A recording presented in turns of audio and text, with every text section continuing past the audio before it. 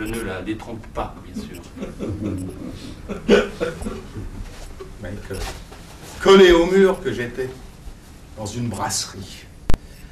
Le maître d'hôtel, avec son minuscule ramasse-miettes, le fait tourner à l'envers et envoie des miettes dans l'œil de tout le monde. Un geste du poignet et hop, la miette dans l'œil. Hop, hop, hop, 3 miettes, 3 œils. Non mais du grand art, je te dis, du grand art. Bon. Moi je suis assis en bout de rangée, j'ai le temps de voir venir et je me... Hop, d'un mouvement coulé, je me glisse sous la table sans qu'ils s'en aperçoivent. Oh. Et c'est là que je vois le sabot de Rosa.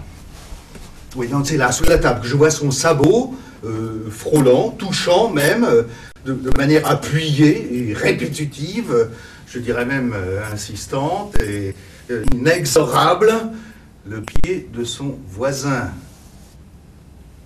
le comte Rachevili. Non, mais elle ne me voit pas, elle regarde le maître d'hôtel, mais moi je ne vois que son sabot. Son sabot en très très gros plan sur la jambe de Rachevili. Oh non, Rosa, ma Rosa, non, vraiment si pure, si chaste, enfin si chaste d'apparence, parce qu'avec une si belle coupe... Non, j'en ai une respiration coupée. Je réémerge de sous la table pour prendre une goulée d'air et... Hop! Je prends une miette dans l'œil. Non, mais à croire qu'il m'attend, le bougre. Jamais plus j'ai remis les pieds dans cette brasserie, moi, non plus, jamais. D'ailleurs, elle a fermé peu de temps après. On en a parlé dans les journaux. Oui, c'est le maître d'hôtel, dénommé... Martin. Il a fallu l'enfermer. Enfin, quel coup de poignet. Quel artiste. Enfin bon, un coup pareil de la part de Rosa, ma vache, si douce et si gentille, ça va devenir fou. Non, maintenant, à chaque fois que je la vois assise dans un dîner, à côté d'un comte, j'y repense.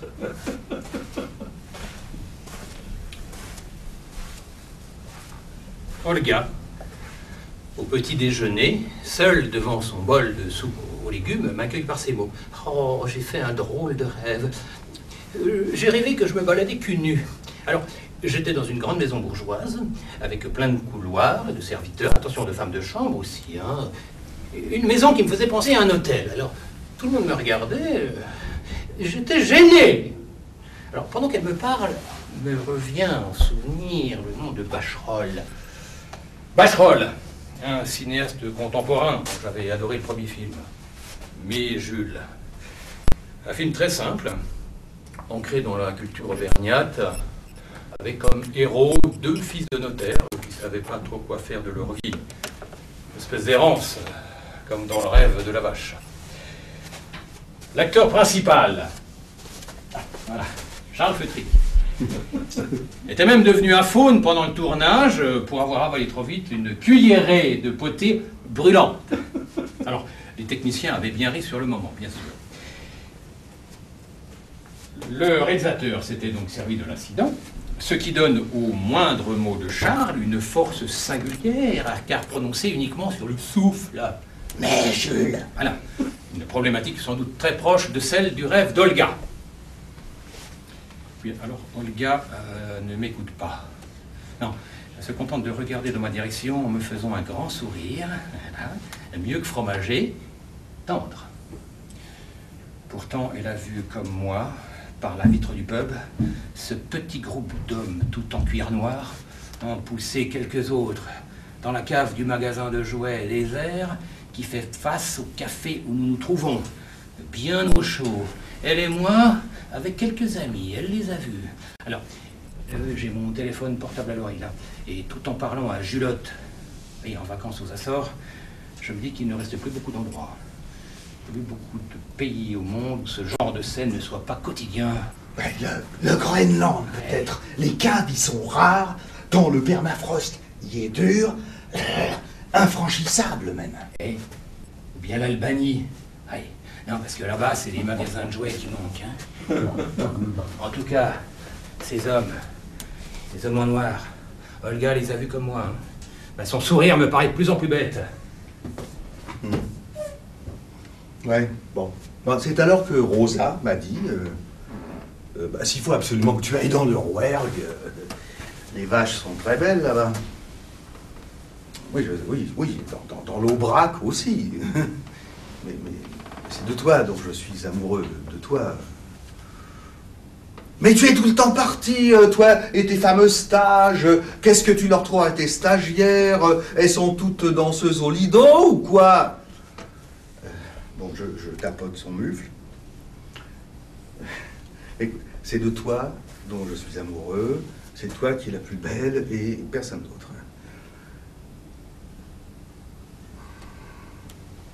Elle détourne la tête, puis le flanc. Et sans me regarder, elle dit, après un léger silence, tu sais quoi? Je crois que je couvre une dépression. Oh. Mais qu'est-ce qui te fait dire ça? J'ai tout le temps envie de partir, dans le Cantal, en Seine-Saint-Denis, à Münster, partout, partout. Bon, qu'est-ce qui te va pas? C'est ton boulot qui te plaît plus? Peut-être bien. Ça fait trop longtemps que je suis démonstratrice en parfumerie, j'aurais besoin d'autre chose. Bon, quoi? Après un léger silence, hein, elle me dit, je sens qu'il me faudrait quelque chose de spirituel, une retraite, quelque chose comme ça. Bon, là, j'ai du mal à garder mon sérieux, parce que j'imagine Rosa en robe de religieuse, et effectivement, c'est... Non mais les cornes dépasseraient sous la coiffe, et ça ferait quand même un effet bizarre. Hein. Bon. Tu as une idée de l'endroit où tu pourrais aller? Sans rien dire. Elle extrait un énorme atlas de sa panse. Elle l'ouvre et désigne un point sur la carte. Je me penche pendant qu'elle dit le moustier de Ganagobi. C'est au cœur des Préalpes, dans un endroit frais. Là, je blêmis un peu intérieurement parce que c'est pile l'endroit où je vais retrouver Laura, sous prétexte de stage. Laura, la petite bergère. Je me demande si elle ne se doute pas de quelque chose au sujet de Laura et moi. Et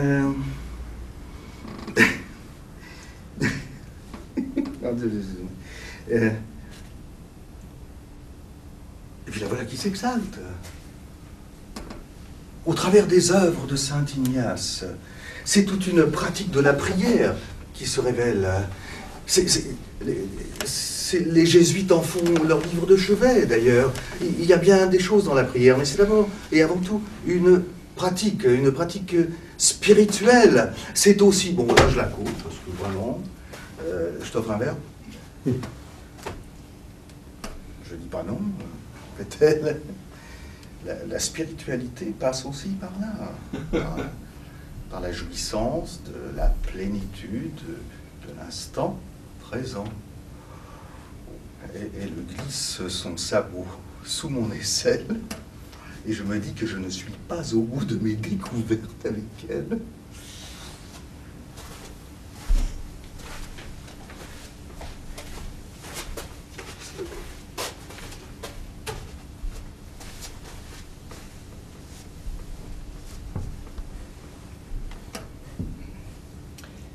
Olga, le gouvernail tournicote. Je regarde la mer. Elle est nappée d'ourlets blancs et semble se creuser.